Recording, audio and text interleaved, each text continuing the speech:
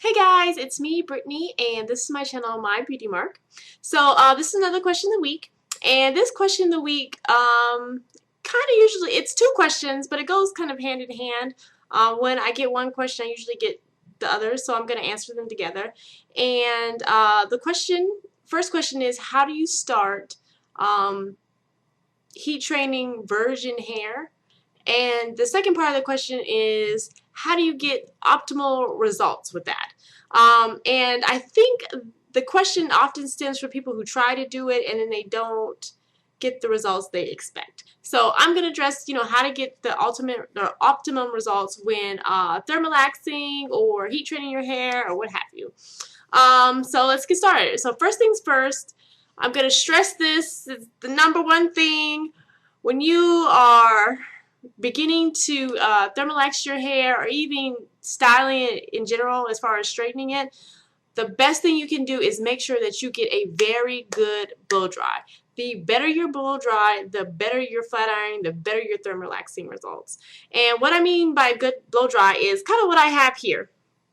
My hair is just blow dried, and as you can see, it's fairly straight. I mean, it's obviously not super straight, but you don't really see any curls in there, nothing. Pretty much straight. I mean, it may be a little wavy in some areas, but no curls. And making sure that your hair is straight when you before you start is going to help you with two things. It's going to help you get better results.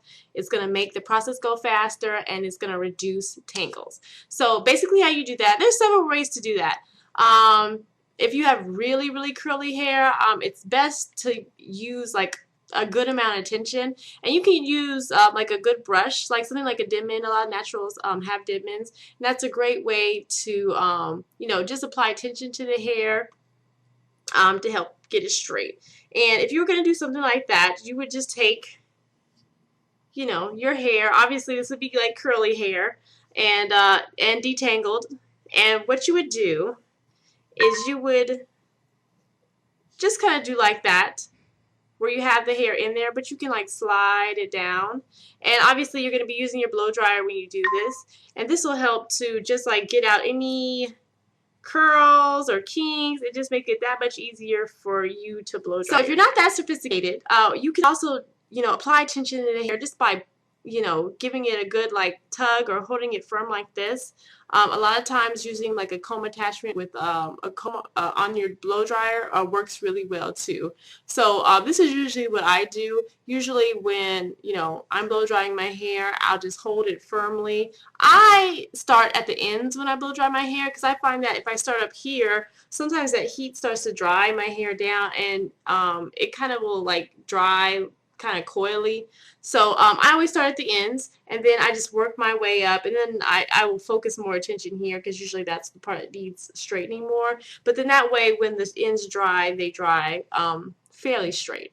So you're just gonna apply tension to the hair, work your way up so that the hair dries straight, and the tension will help it dry a little bit flatter. A little extra thing you can do that works really well is you can actually, after the hair is blow dried, you can actually go through and blow dry the hair a little bit.